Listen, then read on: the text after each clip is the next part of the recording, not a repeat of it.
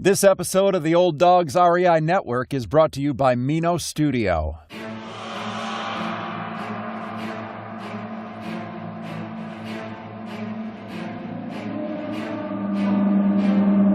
In a world where jobs are how most people make money, one man, one desire, one challenge dares to break the mold. Welcome to the Old Dogs REI Network, where we don't work for money. Money works for us. Coming soon. Viewer discretion advised.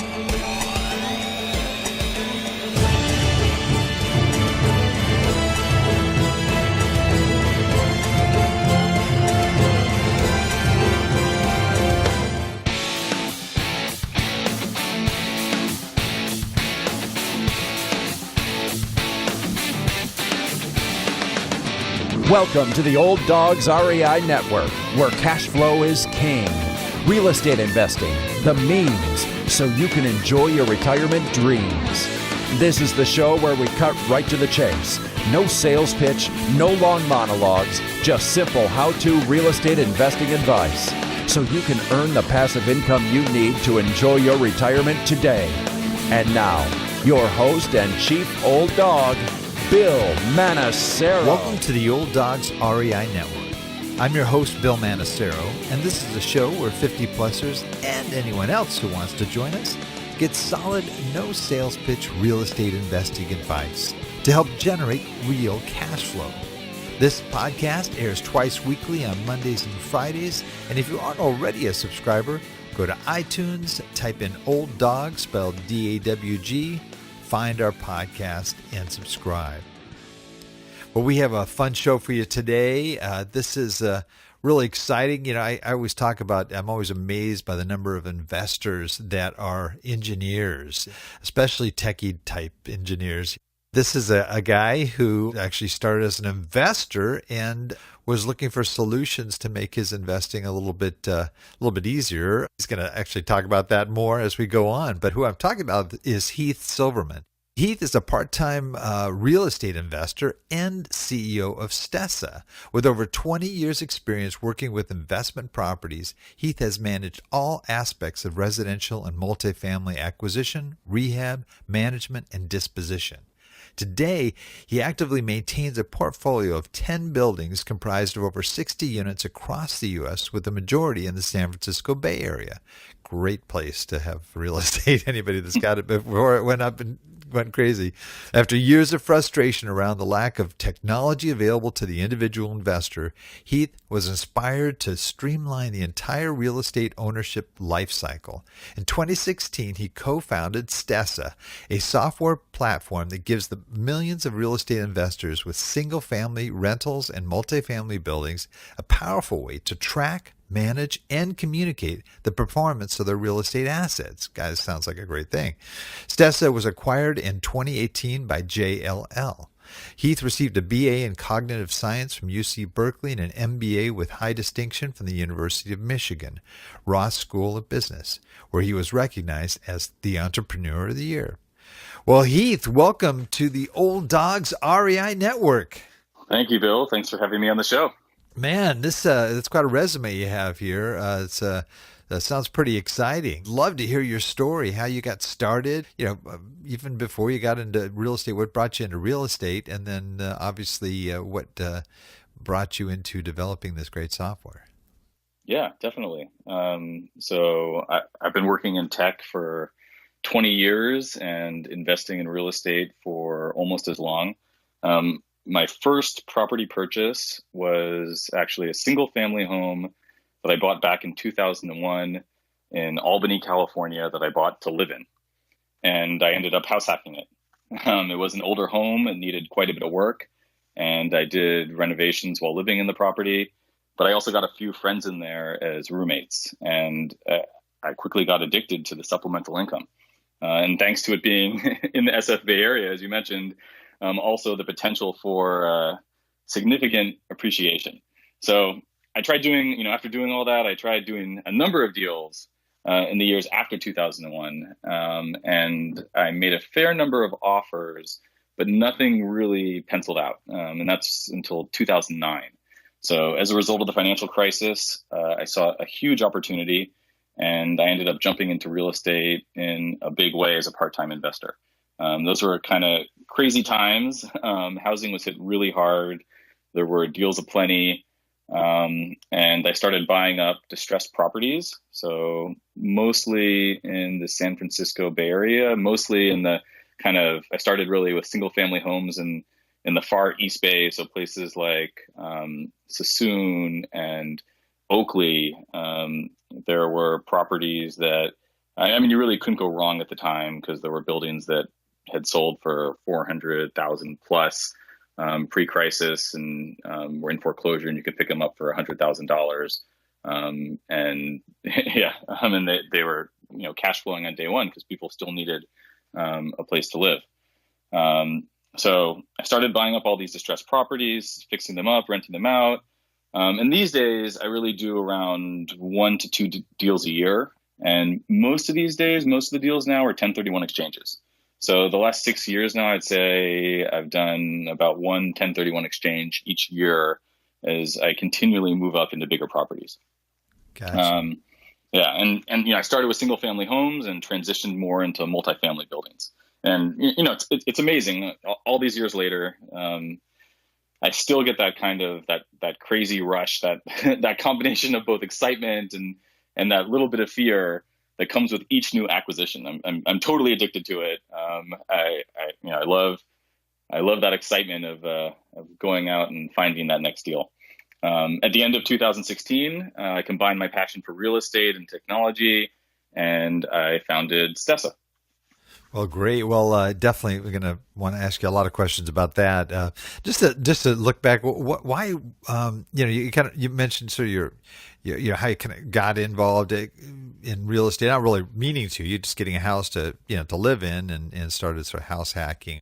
Now, are you still buying things in the Bay Area now? Or when you're buying, or are you mainly out of state at this point? Yeah, so I was very much focused on California only at the beginning, and I just made my first leap out of state last year with a acquisition in Chicago. So that's my first time going out of state. But I started in the Bay Area, and I ended up buying in other places too, like Sacramento. But yeah, it's definitely a whole different ballgame when you're buying out of state, for sure. Yeah, I love stories where people, especially that are involved in something and working with it every day, and they come up with issues. We all come up with problems that happen in the course of what we're doing. But I love the innovators, the ones that actually look at, gosh, how can I open that?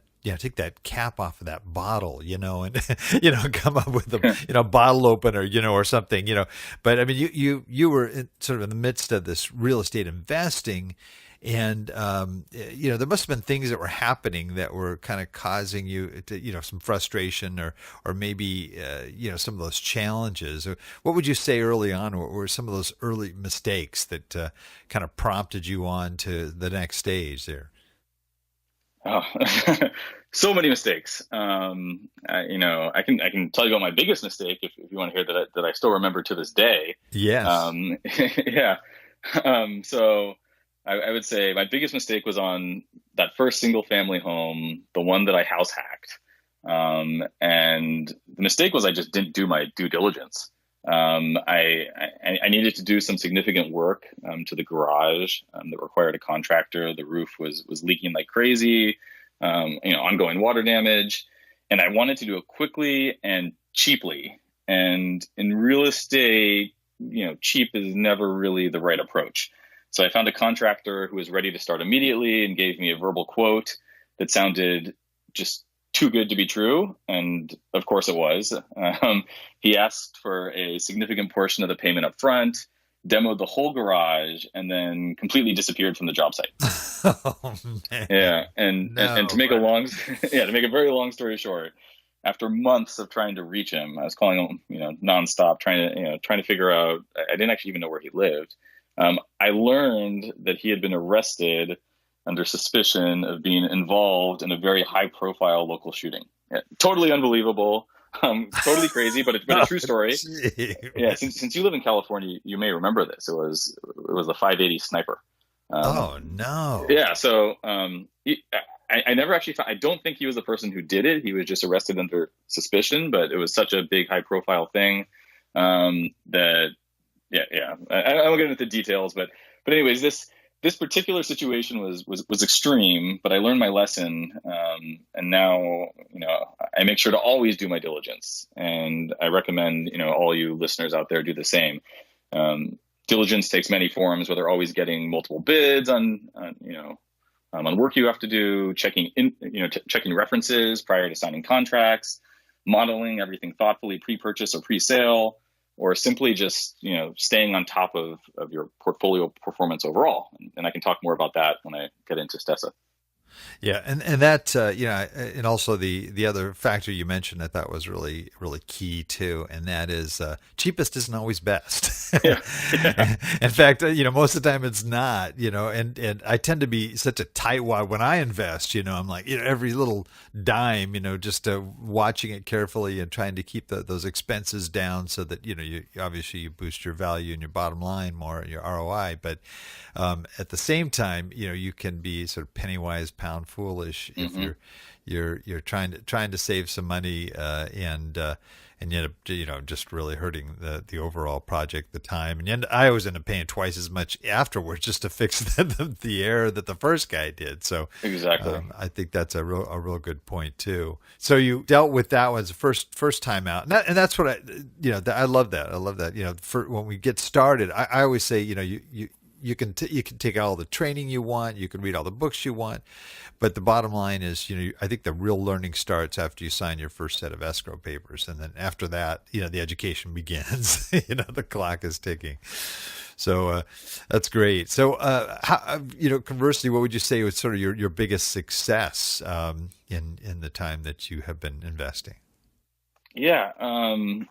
I would say my biggest success as a real estate investor was this one deal where I tripled the value of a building in just over a year, thanks to what I will loosely call insider information. And yes, I realize it's ridiculous that real estate is an asset class where you often have this asymmetrical information, but it's totally legal. And I'll tell you the story. So the specific building was this 5,000 square foot fourplex in the Mission neighborhood in San Francisco. And it sold for nearly $1.7 million in 2006, and then the crisis hit. And the owner tried to sell it shortly thereafter. It was on the market for quite some time. I saw it when it first came on the market, but it was way overpriced. He was unable to unload the building, and it eventually went into foreclosure. And it's crazy. Once the bank had the property, and this happened, I think, with a lot of properties at the time, especially tenant-occupied buildings, the building was simply ignored for a while. And due to having no consistent management, the property became seriously distressed from both a maintenance and a tenant perspective. So fast forward a few years to 2012, and the bank put it back in the market, where I was able to basically pick it up with a partner in foreclosure for less than half of its former price. Gee whiz. Yeah. Wow. And here's the kicker. So SF is rent controlled. The leases, they were lost somewhere in the shuffle, and the tenants had lied to the bank about their rent. So they were paying a small fraction of what they actually owed, really hence, the low price that it ended up being sold for. And here's where the crazy information asymmetry came into play. I dug up the disclosure packets from when the former owner tried to sell, because I looked at it then, and I realized I had all of the original leases and the tenants residing in the building were all still the same. No way. Crazy. So I was totally open about this, and I shared this detail with the selling agent, and he didn't care. He simply was like, yeah, whatever. Good luck with that. So I, of course, was able to immediately get the rents back to market with the help of a lawyer after purchase. I had some luck with the tenants choosing to leave while we were doing much of the needed deferred maintenance work. And when all was said and done, we were able to unload the building shortly thereafter for triple the purchase price. It also helped that at the time, timing was also a big issue there, because we kind of got in at lows, and just as everything started to improve and the Mission became an incredibly hot neighborhood. But Information asymmetry like this is super common in real estate. There's so much public information available, such as, city records, development plans, etc., that with just a little bit of digging, you can give yourself a tremendous amount of advantage when seeking out deals or even making decisions on your holdings. And all this is with public information that's out there. It's pretty incredible. So as a result, this is kind of an area that I've become really passionate about, bringing more transparency to the asset class through information aggregation and technology. Well, interesting. It's kind of interesting too that you'd have 4 sets of people. It was a fourplex, right? Yep. You said colluding like that, and all coming to agree and say, yeah, we're really paying just a couple $100 a month or whatever. I mean that's pretty. Yeah, that's pretty sinister, if you ask me. I think it happens all the time in San Francisco, and you can't. Sometimes you can't blame people because there definitely is an affordability crisis around here. So I think people, like, it's set up that people take advantage of the system when they can. But yeah, it was crazy because they all claimed they were paying. It was in the hundreds of dollars a month. Whereas the lease, it was like 1/10 of what they, or maybe in some cases 1/20th of what they were paying before. Oh my goodness! It was crazy. Wow. Well, just taking those things into consideration, just some of the things you dealt with early on. How did that sort of spark, sort of the development of Stessa? Yeah, I can tell you the origin story and kind of that light bulb moment that I had that made us realize we wanted to start Stessa. So, real estate has been, and it still is, a part-time thing for me. And, there's this kind of common theme around holding real estate forever. And it's this passive investment that over time gets you to financial freedom. And this is especially true when talking to investors who focus on residential rentals with long-term renters. And I kind of had that view in my early days as well. I'm like, yeah, I'll buy this building, hold it forever. Eventually, it'll be cash flowing well, and I won't ever need to work again.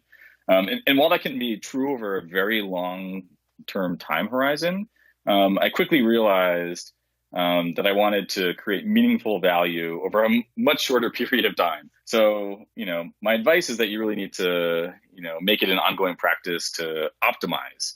And me personally, whenever I've kind of maximized the value of a building and I don't see any more significant upside, I move on, and that's when I do a 1031 exchange. So one of the buildings on which I did this directly led to the creation of Stessa. My co-founder and I, we both knew we wanted to start another company, and we'd actually done a couple of technology companies together. And we started off contemplating a number of big ideas around the future of work and all these other huge problems that would have been very challenging to do. But we kept on getting distracted by our real estate portfolio, as that was something that was much simpler and we could get to immediate results in a much shorter amount of time. So we did a deep dive into one of our multifamily properties that had been on autopilot for a couple of years. And we ended up nearly doubling the value of the building through a combination of operational efficiencies and also bringing some rents to market. So this added real value. I mean, we took these new numbers to the bank, and we did a cash out refi, and we purchased a new property to grow our portfolio. It was pretty amazing. Make a few tweaks and real money, and boom, new property. So specifically the types of things we found a water leak. We identified that the water bill had increased dramatically, and also taking a step back.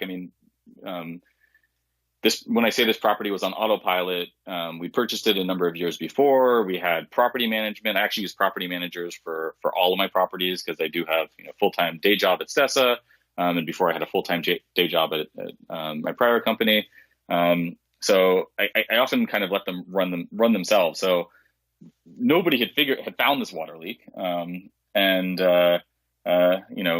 in essence, by finding it, we're able to prevent future property damage. But also, as I mentioned, the bill came down, by like probably 2/3.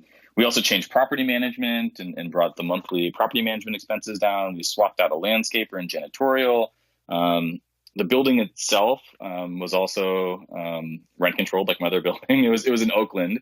But we found out it turned, a couple of the units were sponsored by local organizations. So all the tenants had been in the building since prior to purchase. And because they were subsidized, it turns out, again, this is sort of digging into the public information, they weren't rent controlled. So we were able to immediately raise them to the housing authority's fair market rent for the area. In the end, after doing this exercise and doing this refi, we were totally shocked by how much value we were able to create in such a short amount of time. And we had three big takeaways. And this is really, I would say, the light bulb moment, right? As real estate investors, we should be applying these learnings to our entire portfolio, one.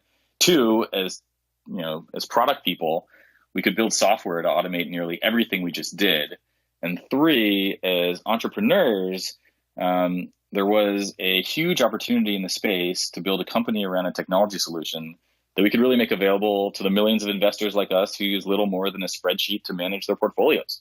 I mean, it's crazy. When you look across other asset classes like equities, you have all these great technology tools that provide things like straightforward valuation, performance benchmarking, real-time analysis, and ongoing optimization via, an active manager or even, nowadays robo-advisors. Yet little of that exists in real estate. So we wanted to bring these types of solutions to real estate and make them available for all individual real estate investors. Fascinating. Wow. And do you also have a sort of an accounting module or function as well? So does it tie to your overall, bookkeeping and day-to-day, financial tracking and so forth? Yeah. At the end of the day, Stessa is basically rental property financial management made simple with a whole bunch of great reporting. So after we had this idea, I spoke to hundreds of real estate investors and learned that most still manage everything on an often out-of-date spreadsheet. While it's great to have a basic system in place, many investors, they honestly have no idea whether they've made or lost money except one day a year when they get the returns from their accountant. And I know, we've all been there, overwhelmed with paperwork and a shoebox of receipts and juggling multiple bank accounts and unsure of how much money we're actually making. Stessa really helps solve all that. It makes things simple. You can, rather than focusing on that, you can focus on growing your portfolios by having all your sort of key performance metrics in one place on a central dashboard. You can even scan your receipts and invoices right from the phone app. Stessa will automatically read and categorize them all for you, eliminating any data entry. It's all about simplifying and streamlining the traditionally time-consuming processes that investors really muddle through every day. So for instance, right now, we just launched a tax time solution. So tax time on Stessa is now really simple with an easy report that generates a tax package, which you can basically just forward on to your CPA. Makes it really, really easy. And the end result is a new level of visibility into your investment holdings that investors didn't have before, saving everyone both time and money. God, that sounds fantastic. Does it work sort of across the board in terms of different types of real estate assets or different asset categories? Yeah, right now we're really focused on single family rentals and multifamily buildings. And it's more set up for long-term renters. But I imagine down the road we'll expand into different areas. And it's really purpose-built, to make it very straightforward and specifically for those types of investments. And it's cloud-based, right? Yeah, cloud-based, really easy to use. Wow, that's great. That's fantastic. So now that you're still investing, are you holding on to your properties for the long term? Are you selling them?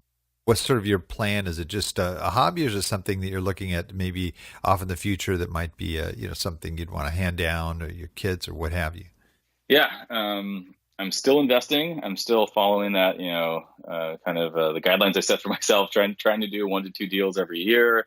When I maximize the value of a building, I think I mentioned I've done 6 1031 exchanges in the last 6 years. I actually have one building right now that's in San Francisco that I've had for a little while that's in contract. And as soon as that closes, hopefully, fingers crossed, I will be taking taking the proceeds and moving them into another multifamily building, maybe in Chicago, maybe somewhere else.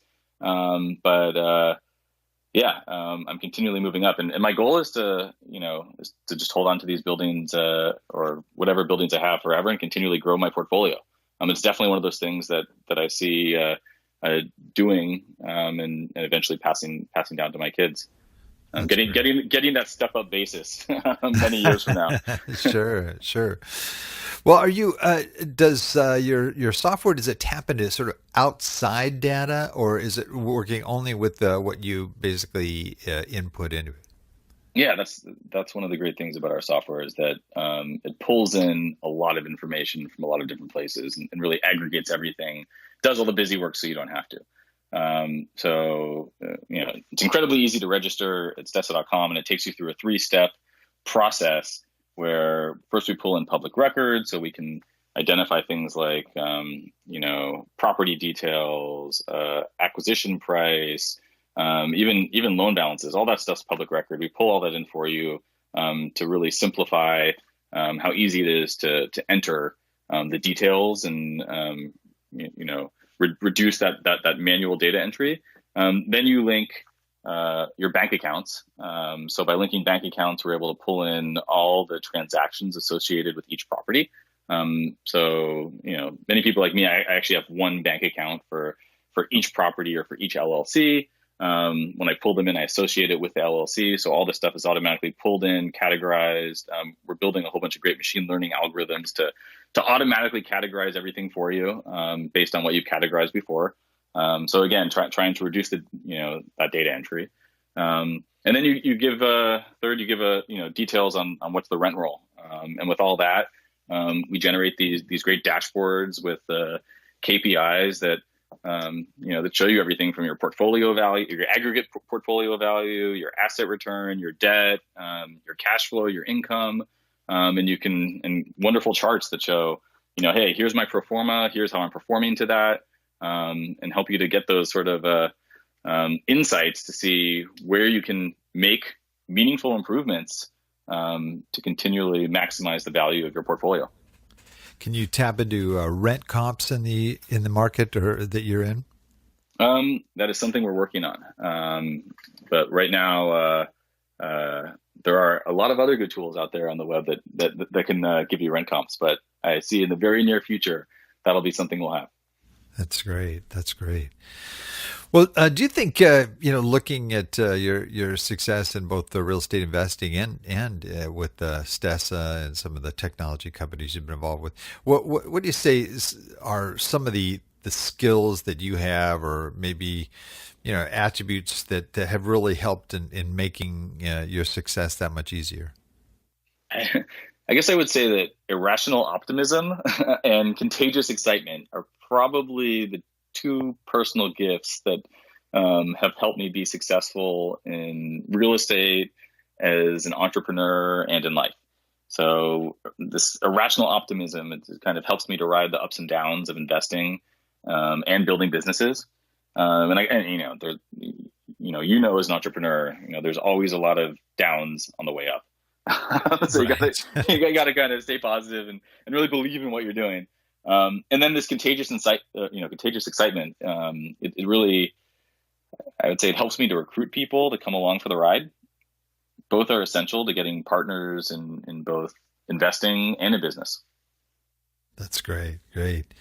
Well, we have a lot of folks out there that are 50 plus in age, and some of them are approaching retirement, some are already in retirement. And a lot of these folks are looking at real estate as a means to either to sort of supplement their retirement, or in some cases, to create the type of retirement that they really hope they could. And so they're looking at it, some as a passive investor, some as very active investors. What kind of advice would you have for those folks that are considering real estate investing as a means to help them out in that sort of last quarter, last third of their lives? Yeah, I mean, I guess I'd recommend a couple things. Set meaningful goals and expand your luck surface area. And I'll explain those. So there's a lot of goal frameworks out there, but I like SMART goals, which stands for specific, measurable, achievable, relevant, and time bound. And setting realistic goals, you can jump right in, start tracking progress, and, with the reward of hitting goals along the way. Nothing really happens overnight, but if you set goals, I think you can get there faster. And then I recommend layering in, my personal secret sauce, which is luck surface area. So at my wedding, my best man and business partner talked a lot during his speech about how I have a crazy amount of quote unquote luck surface area. Yeah. And have you heard of this before? No, I haven't. Okay. So basically, the concept is as follows. To have this luck surface area, it just means you're putting yourself out there, you're communicating your goals passionately and to as many people as possible. And then these magical serendipitous moments just happen. So basically, by directing your energy into a passion, you create value, and that value is multiplied by the number of people who know about it and enter your orbit or your sphere of influence. And then all of that results in quote unquote, lucky outcomes you never could have predicted. So you find a crazy deal. You get somebody wanting to partner with you. You get somebody wanting to invest with you, et cetera. These are all those lucky things that kind of happen, like that amazing deal that I found earlier. It's kind of like you put yourself out there, you talk about it, and magic happens. So in essence, I would say I'd sum all what I just said up into, you just got to get started, and then you got to go out and make your own luck. Interesting. That's great. That's great. You were saying, I thought you said Lux. I thought it was Lux, but it's Luck, Luck. So yeah. Surface area. Luck surface first area. First time I've ever heard that. That's great. That's great. Well, your company has obviously taken some changes there a little bit, because it sounds like when I was reading your bio that you were acquired in 2018 by JLL. Which it sounds like is a positive thing for you guys. What do you sort of see ahead for the future for Stessa, and where you want to take that? Yeah. So first of all, I should say that getting acquired by JLL, Jones Lang LaSalle, which is a big Fortune 500 real estate investment services, professional services company, was great. It really gave us the ability to grow faster. They're very much aligned with us. And also I don't think I've actually mentioned this at all, but our service is totally free. With their support, we're able to offer what we're doing now for free. And I'm continually excited and inspired by our mission to democratize real estate as an asset class, and really, as you mentioned earlier, streamline the whole real estate ownership lifecycle. Stessa is built by investors for investors. So we have this big vision that eventually gets into improving access to real estate as an asset class, and offering new value add services that will help investors really maximize their portfolio value while saving time and money. And as investors ourselves, we want to support investors all along the way as they build out and continue to grow their portfolios. So we really take that last statement very seriously. Just the other week, we worked with some very talented real estate CPAs to compile the ultimate rental property tax guide. So we put together a comprehensive 45-page document for real estate investors to help them maximize their deductions, optimize for the new tax laws, and essentially understand the best tax strategies they need to know as a real estate investor.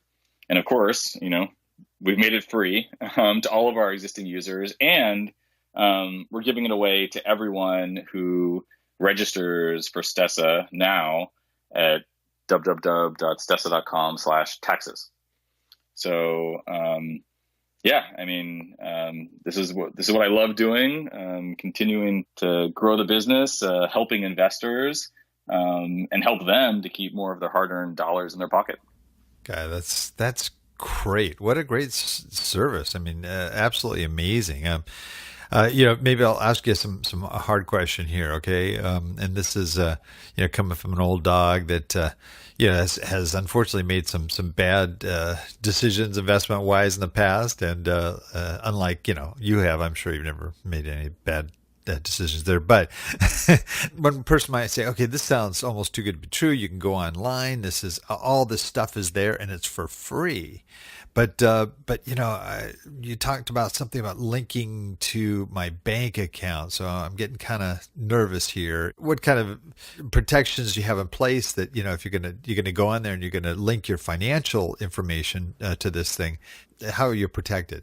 Yeah, so security is a top priority at Stessa. We use bank-grade encryption. We have strict internal controls. At the end of the day, it's all designed for security. We actually use a third-party provider that does the bank account linkage. And we never see people's usernames and or passwords. There's robust authentication. We have multi-factor authentication. I don't need to get into all the technical details, but at the end of the day, no one can touch your money.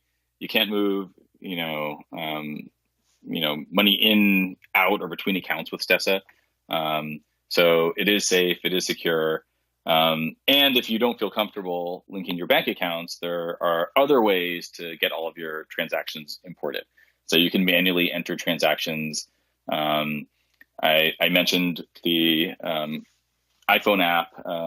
You can simply use that just to take a picture of and scan all your receipts, and we'll automatically read them and categorize them and put them all in there for you.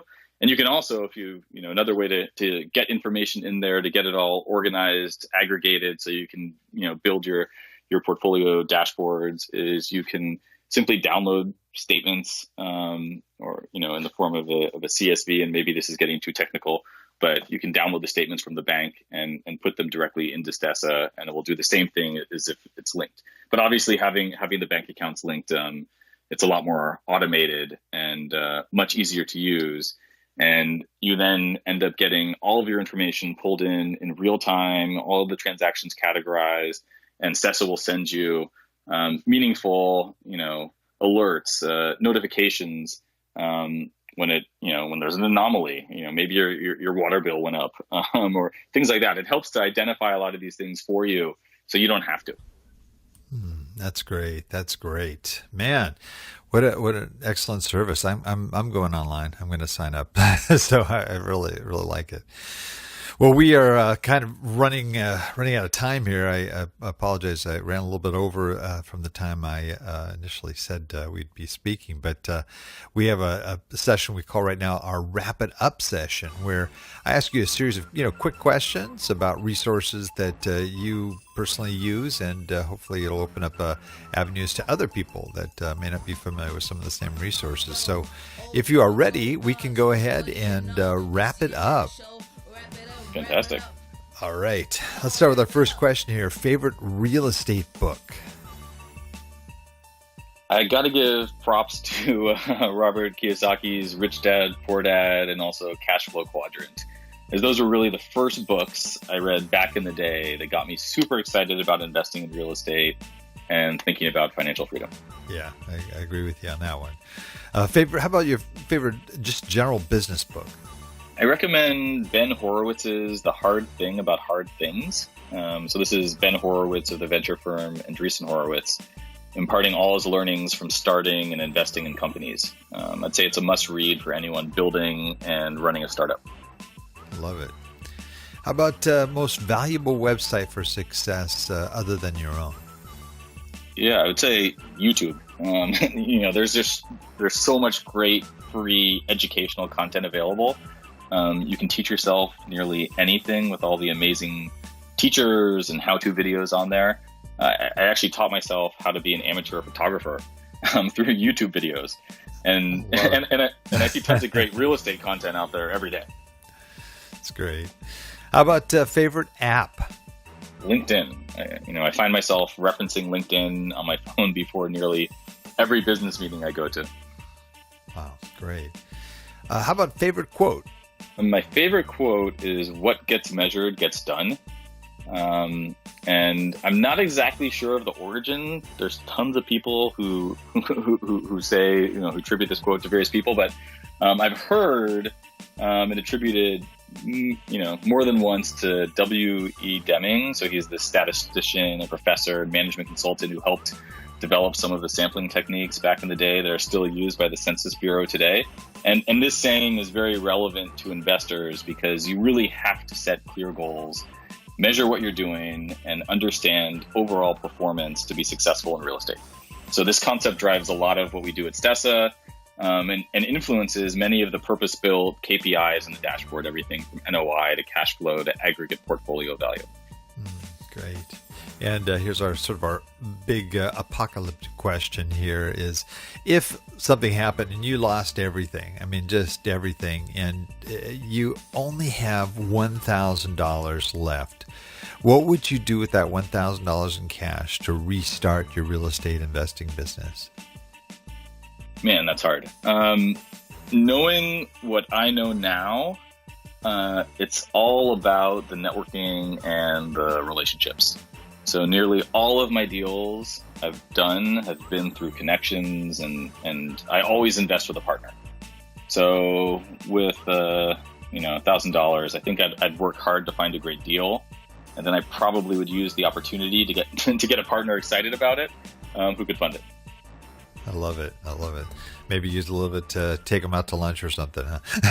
That's great. Wow. Well, you covered a lot of great stuff here, Heath, and I think this is going to be invaluable for a lot of our listeners. Anything you might want to add that you might not have touched on that you think might be of value to our listeners? Kind of mentioned it before, but I'll plug it again. To learn more about Stessa, I recommend everyone with an investment property go to Stessa.com and register for free. It only takes a few minutes to get started. And how can folks reach you? There's probably people that want to find out more. And I know you mentioned Stessa.com. Any other ways that people can contact or reach out to you? Yeah, you can either reach me directly through the website, or you can email me at heaths@stessa.com. So that's simply my first name, Heath, and then last initial S at Stessa.com. Great. Well, we have a tradition here at the Old Dogs REI Network. I know you probably have been aware of that. And you probably just are just totally ready to go here and give us your best old hound dog howl to close out our show. You think you're up for that, Heath? I am up for it. All right. Well, go ahead. Let's give your best old howl here. Oh! That was excellent. All right.